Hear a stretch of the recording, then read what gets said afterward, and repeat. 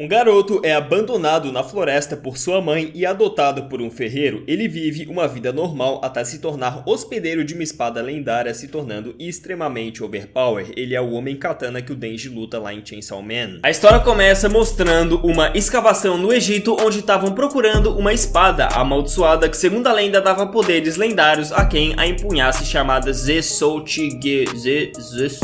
sei lá, esse nome que tá aparecendo aí na tela. Após escavar bastante, eles encontram um buraco que os leva à espada, mas nesse momento o diretor Miura, de uma organização que coleta e guarda essas espadas em segurança, conhecida como Shoshidai, aparece ali para tomar a espada para ele. Obviamente eles se negam a entregar, cara, e um deles pega a espada para lutar, mas acaba sendo possuído por ela. O parceiro do diretor o mata e guarda a espada em segurança, e basicamente essa é uma espada braba que foi usada por um cavaleiro demônio há muito tempo atrás. Do nada, esse diretor acorda loucão das ideias, mano, loucão de pau, tá ligado? Louco de Doritos no meio da noite, dizendo que a espada tava o chamando. Ele pega ela na mão e é possuído por ela, passando a manteiga em todos os guardas que estavam ali de bobeira. A cena corta mostrando outra espada amaldiçoada que, pelo visto, tava querendo sangue, e um velho que guardava ela percebe isso de alguma forma que eu não faço ideia, fazendo um ritual pra selar a sede de sangue daquela espada. Mas eu não preciso nem dizer que o ritual dá errado, né? Pois é, não só dá errado, como a espada possui um dos caras que tava realizando o negócio, fazendo ele passar a manteiga em geral que tava ali. Não satisfeito, esse cidadão disse que precisava de mais sangue e sai por aí em busca de mais vítimas. O anime mostra um casal feliz que tava prestes a ter um filho. Esse casal tava vivendo de boa até o cara ser morto ao lado da esposa por aquele doidão que foi possuído pela espada que eu acabei de mostrar. A sua esposa, então, cheia de raiva, pega a espada da mão do cara e mata ele como vingança, fazendo ela ficar possuída dessa vez. Estando possuída, ela foge e continua a buscar mais vítimas, cara. Porém, quando ela tava prestes a fazer mais uma, ela consegue recuperar a consciência e foge do local, parando em um beco escuro. A cena corta para um tempo depois com um ferreiro andando pela floresta. Ele olha pra cima e vê uma mulher enforcada. Essa mulher é justamente ela que decidiu cometer você tá ligado, né? Mas lembra que ela tava grávida? Pois é, ela teve esse filho antes de morrer e quem o encontrou foi o ferreiro, que decidiu adotá-lo e cuidar dele. Muitos anos se passam e a gente vê uma garota andando a caminho da escola. Ela faz suas atividades de estudante normalmente, mas estranhamente o anime fica mudando de perspectiva, mostrando também um garoto trabalhando de ferreiro de vez em quando. Quando essa garota chamada Sayaka chega em casa, ela é escortada por um funcionário do pai dela e se depara com esse garoto no caminho. Seu nome é Guy e ela já o conhece, a gente também. Ele é aquele bebê encontrado na floresta anos atrás e também o nosso protagonista. Ela convida ele pra ir ao karaokê junto com ela, cara, mas ele se nega dizendo que tinha que trabalhar. Então aquele ferreiro, que é o pai da Sayaka e adotou o Guy, aparece ali dizendo que a Shiryu tava chorando de novo e que amanhã fariam o ritual pra purificá-la. Sim, Shiryu é aquela espada que foi usada pra matar o pai do Guy e que possuiu a mãe dele no começo do anime. E tudo isso aconteceu porque os sacerdotes da época que estavam responsáveis pela espada erraram no ritual de purificá-la.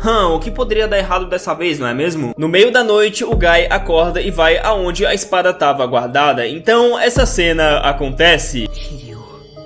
Minha única mãe é você, ninguém mais. O imbecil acha que a espada é mãe dele, velho, isso é louco. Chega o dia do ritual, mas é claro que ele dá errado. A Sayaka acaba sendo possuída pela espada e tenta matar um dos subordinados do pai dela, porém o Guy o salva jogando ele pra longe. O problema é que ele perde seu braço no processo. Uma semana se passa após ele sair do hospital e mesmo assim ele ainda tava sentindo muita dor. A Sayaka abraça ele pra confortá-lo, dizendo que tava lá por ele, mas ele sai correndo 1000 graus dali e vai no túmulo da mãe dele, batendo no túmulo brabo por ela ter abandonado ele. A cena corta à noite com o pai adotivo dele pegando a Shuryu e falando com ela. Por algum motivo, ele sabia que a Shuryu queria proteger o Guy e tem a ideia de fazer a própria espada virar o braço dele. Mais uma vez a cena corta pra um leilão, cara, onde uma dessas espadas amaldiçoadas estava sendo leiloada. A disputa pela espada fica entre dois caras, um loirinho riquinho e um agente da Shoshidai, aquela organização que coleta essas espadas que apareceu no começo do anime. O agente dá o lance final e leva a espada, mas no caminho aquele loirinho tava bloqueando a passagem dele, querendo a espada. Mas essa tentativa de pegar a espada na base da força não dá nada certo, mano. E quando esse agente ia embora, o antigo diretor da Shoshidai, Miura, que foi possuído por uma dessas espadas no começo da história, aparece ali e summona a sua espada, a Zoutigewin. Acho que agora eu falei certo, hein, mano. Mas em vez de fugir, esse agente também summona a sua espada, pronto pra lutar. E que espada linda, inclusive, velho. O cara parece o Thor, mano. A cena corta pro Guy, que acorda e percebe que tinha um braço mecânico no lugar do braço que perdeu. morreu. Quando amanhece, o Guy vai agradecer ao seu pai adotivo por isso, mas ele diz que não entende o porquê de alguém como ele ter sido escolhido para carregar a Shiryu no seu braço. Seu pai explica que quando ele o encontrou, ele estava agarrando a Shiryu com todas as suas forças e não queria soltá-la, e isso o levou a pensar que a Shiryu é a sua protetora. A cena corta mostrando que a espada que tinha sido leiloada ficou com aquele loirinho que se chama Marcos. Nem ele mesmo, cara, sabe como ela apareceu ali e fica surpreso de que isso não era um sonho. A sua irmã, então, aparece ali no quarto dele, o chamando pra comer, e ele desce pra almoçar, mas em certo ponto do almoço ele fica puto e diz pra todos ali saírem, dizendo que ia mandar o dinheiro pra conta deles e que tava cansado de uma família de mentira. Após isso, ele tenta fazer um ritual pra acordar a espada e usar o poder dela, mas dá errado de início. Mas após receber uma visita da sua ex-namorada e descobrir que ela ia se casar com seu melhor amigo, ele fica tomado pela raiva, olhando eles da janela dizendo que ia se vingar, e é aí que essa espada acorda e, percebendo a raiva dentro dele, diz que daria seu poder a ele. Então ele vai ao casamento dos dois e avança na direção deles com a sua espada, mas na hora aquele agente aparece ali e salva os dois, mandando eles correrem. O Marcos dá um jeito de alcançar o casal, velho, mas quando ele ia matar os dois, a sua ex-namorada chama ele pelo nome e isso faz ele voltar ao normal. Se arrependendo, ele começa a chorar e esse agente Naoki leva ele pra Shoshidai, essa organização que, além de cuidar dessas espadas para mantê-las em segurança, também cuida desses usuários de espadas que podem controlá-las. Ele explica que foi uma coisa muito boa ele não ter matado ela, tá ligado? Porque do contrário ele viraria um Busoma, um ser que é dominado completamente pela arma e só pensa em matar. Como é o caso de um dos subordinados do pai do Guy, que tinha inveja do Guy pelo pai dele gostar mais dele do que dele, gostar mais do Guy do que dele, é isso aí. E essa inveja nutre uma vontade de matar o Guy, coisa que ele realmente tenta fazer roubando uma lança amaldiçoada e indo pra cima dele e o atacando. O Guy resiste à sede de sangue que a espada tava mandando pra cima dele, mas acaba não resistindo e deixa a Shiryu o dominar, mudando o formato do braço dele pra uma espada e saindo na porrada contra aquele cara que em pleno episódio 4 eu não lembro o nome. Você é burro mesmo, idiota! Eles levam a luta pra floresta e ficam lutando por lá até o Guy causar um ferimento mortal nesse cara. Pera aí, mano, eu vou pesquisar o nome dele, na moral. Tatsumi, e fazer ele fugir. O anime avança mostrando o Marcos dentro das instalações da Shoshidai. Ele é levado pra conhecer a rapaziada que comanda essa organização, que são 3 cabeças digital flutuante. Coisa mais estranha, mano, parece aquele cabeção dos Power Rangers, tá ligado? Eles dizem que estão estudando como essas espadas amaldiçoadas possuem as pessoas pra tentar encontrar um meio de livrá-las delas, e pergunta se o Marcos lembrava de como tinha sido possuído. Ele explica do que lembra, e essas cabeças aí dizem que só o grupo que se fundiu com uma espada, mas não foi possuído por ela, podendo a controlá-la, tem a chance de salvar a humanidade, e pergunta se o Marcos estava disposto a isso. De volta à luta do Guy, ele persegue o Tatsumi até a cidade e, diante de um belo cenário de lua cheia, ele se transforma ganhando uma armadura bolada e ataca o Guy. Mas essa armadura não parece adiantar muita coisa, mano, porque o cara fica muito mais lento, tá ligado? Fazendo o Guy simplesmente ter muita abertura pra perfurar ele com a sua espada. Um helicóptero da Shoshidai aparece ali e identifica os dois, avisando o QG da presença deles na cidade. O Tatsumi foge e o Guy derruba o helicóptero com um ataque, conseguindo fugir e chegando na sua casa a tempo. A cena corta mostrando o Marcos e o Noeki dentro da sala onde a Shoshidai guarda as armas amaldiçoadas. O Noeki explica que eles atualmente são crisalides, que é o termo usado pra galera que consegue controlar o poder das espadas e não são possuídos por elas, mano. Mas explica, cara, que se tornar um Busoma, que é quando a espada possui o usuário, é só uma questão de tempo, e a Shoshidai tá ali pra atrasar esse processo. Mudando pra uma cena na prisão, o anime mostra o ex-presidente da Shoshidai chamado Miura, mano, matando os guardas do portão e entrando na prisão. Chegando no corredor das celas, ele absorve toda a raiva dos prisioneiros, mano, e lá no Shoshidai eles colocam o Noeki e o Marcos pra dormir e acordam alguém no seu lugar. O Seiya, que era o parceiro do diretor Miura antes dele ser possuído pela espada dele. Já na casa do Guy, a Sayaka procura ele, que tinha simplesmente sumido. Ela encontra ele escondido dentro de um armário e nota que ele tava agindo de um jeito bem estranho. A Sayaka diz pro pai dela que ele tava agindo como um bebê e ele responde que sim, dizendo que ele tava agindo assim pra fugir do medo que a Shiryu causava nele, ou então do medo que ele mesmo causava em si mesmo por ter se fundido com a Shiryu e ser um só com ela agora. O episódio termina com a diretora da Shoshidai dizendo que o Seiya é o cara mais brabo da organização toda, e ela continua contando uma história antiga sobre uma cidade que enraiveceu os deuses, e esses deuses mandaram um mensageiro para resolver a parada. Mensageiro esse que, usando um raio de luz em formato circular, atingiu a cidade inteira e a explodiu, não deixando nem mesmo uma folha ou planta no lugar, e segundo a lenda, o anel de luz que o mensageiro usou foi deixado ali, sendo venerado como uma arma dos deuses e selado, e ela acredita que essa arma é o núcleo da alma do Seiya, por isso ele é o Crisálide mais brabo. A cena corta mostrando uma conversa entre o pai adotivo do Guy e um velho que eu não sei da onde nem saiu, mano, sobre espadas, tá ligado? Esse velho analisa uma espada que o pai do Guy forjou e a chama de esplêndida, dizendo que ele finalmente alcançou um nível muito alto de forjar espadas. Ele também diz que ouviu falar que ele deu um jeito de fungir a Shuryu com o braço do Guy e pergunta se ele sabia do perigo que isso era. Também pergunta coisas como e se a Shuryu o dominar e esse tipo de coisa, mas o pai do Guy novamente toca na tecla de que ela é uma espada protetora dele por estar com ele desde que nasceu. O velho então fala do costume que os ferreiros têm de sempre criar duas espadas para decidir qual é a melhor e assume que existe uma outra versão da Shuryu por aí, uma superior a ela, já que não havia nenhum nome gravado nela. Já em outro lugar, o anime mostra uma loja de afiar lâminas com a dona e o seu funcionário conversando. A câmera sai dali e vai pro depósito da loja focando em uma espada finalizada e pronta para entrega. Tem alguma coisa estranha nessa espada aí que eu sei. De volta pro Seiya, ele quase bate o carro e reclama que a sua chefe tinha mandado ele pro meio do nada. Enquanto isso, a Sayaka leva o Guy para um festival e os dois passam a noite se divertindo. Lá na loja de afiar espadas, o funcionário e aprendiz da dona chega dizendo que deixaram muito dinheiro e pediram para afiar uma espada urgentemente. Essa espada era a tal versão melhorada da Shuryu que tinha sido comentada naquela conversa do pai do Guy antes. Ela diz que a espada estava em boas condições, mano, que o trabalho seria rápido, mas ela é possuída no meio do trabalho e passa raspando de matar seu subordinado. Ela volta ao normal, manda ele ir embora e volta a afiar a espada, trabalhando o mais rápido possível para terminar logo e se livrar daquela encrenca, e bota encrenca nisso, mano. A cena corta pro antigo presidente da Shoshidai, o Miura, que foi possuído pela espada e tudo mais no começo do anime, tá ligado? Que eu sempre falo, tocando piano e aprendendo sobre seu novo corpo. Uma outra espada amaldiçoada aparece ali querendo vingança por antes, pois os dois lutaram, mas ela acabou perdendo. Eles lutam e de fundo dois seres misteriosos estavam observando. Um deles se chama de Ceifador e diz que a humanidade tá prestes a morrer e que a era dos Busoma se aproxima. A Sayaka leva o Guy a um santuário, mano, e lá eles são atacados pelo Tatsumi que tava à espreita, tá ligado? Ele levanta a Sayaka pelos braços dizendo que ela é só dele, mas pelo visto não, já que o Seiya aparece ali cortando uma parte do corpo dele e luta contra ele, com um sorrisinho de malandro no rosto ainda por cima, como quem tá achando fácil. A cena muda mais uma vez mostrando um senhor misterioso buscando a Shuryu que foi afiada. O aprendiz da dona pergunta o que era aquela espada, mas ele não responde nada e vai embora. Já na luta do Seiya, ele prende o Tatsumi com seu anel e o mata facilmente. Antes de ir embora, ele percebe algo diferente no Guy e tem a certeza que é por ele que ele foi mandado pra lá. Ele ia atacar o Guy, mas muda de ideia quando aquele mesmo velho de antes aparece ali perguntando se ele era dos Shoshidai. Ele pergunta como esse velho sabia sobre eles, mas ele só diz que se consegue alguns contatos quando fica velho. Nesse momento, um guerreiro de um clã chamado Gabi aparece ali e confronta o Seiya. Os dois lutam porque esse guerreiro acha que é os humanos que deveriam matar os Busoma e enviar quem usa poderes de armas amaldiçoadas é hipocrisia. Os caras querem meter lacração até em anime de luta agora, velho, onde já se viu. Esse guerreiro tava caçando um Busoma que, adivinha só, tava escondido na sombra dele. Esse Busoma então o mata com um ataque surpresa e passa a focar o Guy, o atacando. Após receber alguns ataques, o Guy acorda por causa do dano e volta ao normal, deixando de agir como criança. Então ele empunha sua Shoryu e parte pra cima desse Busoma, o cortando ao meio. Mesmo assim, o safado consegue fugir e o Seiya diz que iria levá-lo à força pra Shoshidai. Mas o velho cria uma distração para os dois fugirem. Eles se abrigam da chuva em uma caverna e em um diálogo entre ele e a Sayaka a gente descobre mais sobre o passado do Guy, onde ele diz que quando era criança ele fugia, mas não era deles e sim da escuridão dentro de si. Um papo bem cringe, né, mano? Vamos combinar. Após isso, a gente vê o Seiya e esse velho conversando com o pai do Guy sobre ele e a Shuryu, onde dizem que, segundo as lendas, ela foi forjada por um dragão, e o velho conta uma longa, muito longa história sobre a origem da Shuryu. No final dessa longa, mano, bota longa história nisso, o Seiya diz que ficaria ali até o Guy voltar, e quando isso acontece, ele o convence a ir pra Shoshidai com ele, dizendo que lá ele teria as suas respostas e encontraria o lugar aonde ele realmente pertence. Ele decide ir com ele entrando na sua Ferrari, mano, toda detonada, tá ligado? Porque o cara ficou dormindo por 16 anos e aí desaprendeu a dirigir, basicamente, e a cena corta mostrando um personagem novo saindo de casa e se despedindo das suas empregadas. Antes de sair, ele olha pra trás e diz que a Shuryu tá chorando de novo, e como eu já disse em outro vídeo, se o cara tem cabelo branco, então o bagulho vai ficar louco. E essa frase nada a ver encerra o vídeo de hoje, mano. Esse foi o resumo dos 6 primeiros episódios de Sword Guy. Deixa o like e se inscreve pra mais resumos. Falou!